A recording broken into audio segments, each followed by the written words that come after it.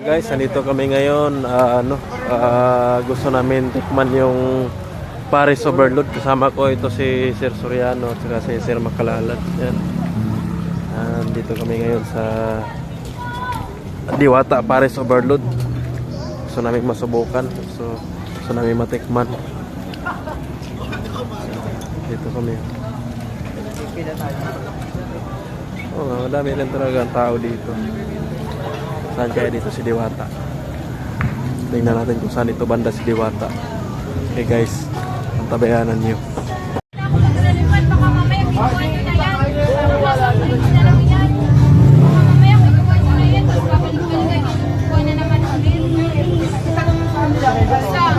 Kanina pa yan eh, kanina pa yan kaya eh, baka mamaya.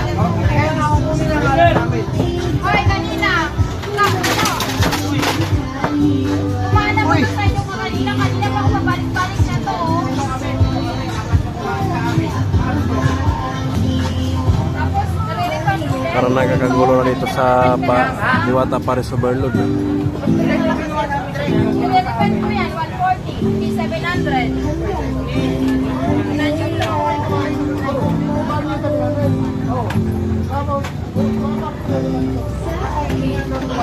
Ito guys, pila na kami ngayon sa Paris Overload. Ang in-order namin sa halagang 100. Titikman namin ngayon guys. Alright, tatlo tayo ha. Titikman namin ngayon. Titikman natin kung gaano ba talaga kasarap itong Diwata Paris Overload. Okay, kita-kits mamaya. Dito naman kami pupunta sa rice daw, sa rice.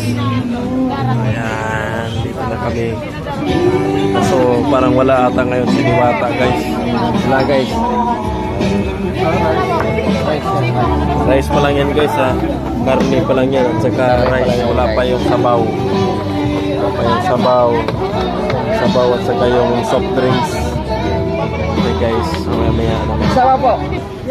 So guys, ito na guys, ito na yung order namin guys. So tingnan nyo guys, ito na. Talagang 100. Tapos yan yung kasama ko, kumuha ng soft drinks. Kumuha doon ng soft drinks. So guys, tikman natin to kung ano kasarap. Sir, tikman mo nga sir kung gaano kasarap yung Paris, Diwata Paris Overload. Okay na sana itong lugar natin, kaya lang medyo Boss! Soft drinks niyo, boss. Hindi kayaya. Kaya siguro guys, hindi kayaya guys kasi basa kasi dito guys, maulan kasi guys. Basa dito talaga. Kaya medyo kasi hindi maganda yung panahon. Hindi maganda yung So, guys, panahon kasi masama. Kakain muna kami guys. Masama kasi yung panahon, kaya hindi maganda yung panahon. Ito guys, kakatapos na namin kumain dito sa Diwata Paris Overload. Oo, nakakabusog na kasi yung kanin ko nga guys. So yung pa silang CR dito. Parang mapangkin. So yun guys. Mamaya abangan nyo na lang yung yung pinaka-comment ko.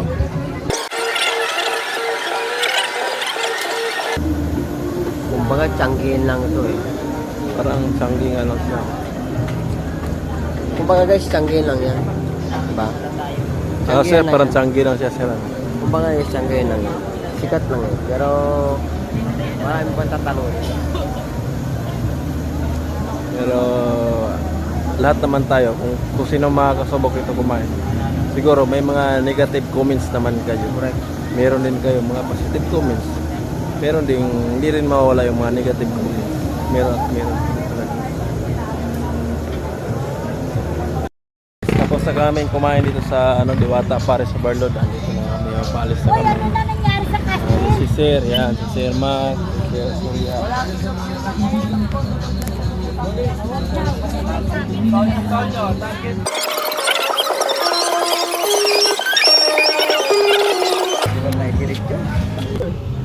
So ngayon guys, ito uwi na kami guys. Ayan. Tapos namin kumain dito sa kay Diwata Paris Overload. So yung mga kasama ko, ako may comment. May negative comment ako, may positive comment din ako, pero yung mga kasama ko, meron din sila. Ako naman kasi, pangalawang punta ko na dito. Nung unang dating namin dito, hindi siya umulan, pero medyo mataas pa yung init niya. Naamoy mo yung nila, yung niluluto, parang medyo may something eh. Hindi ko na sabihin. Someday, sana makarating kayo dito kay Diwata para may comment din kayo. Kasi kami may comment eh. Ako at saka ako. Buti nga lang, umuulan. Ikaw sir, ano comment mo sir? Ang comment ko lang yung area, medyo binabaha, ay medyo sumisingaw yung yung lupa at saka mabaho. Hindi ko alam kung dapat yun ang magiging titignan ni Ma'am Diwata na hindi parang kansya, parang sa bagay nakikita naman sa area kung pupunta kayo dito sa Diwata Paris. Hindi namin siya sinisiraan pero Hindi na sinisiraan pero someday, sana makarating kayo. makarating kayo. Welcome to my vlog. So ayun nga guys.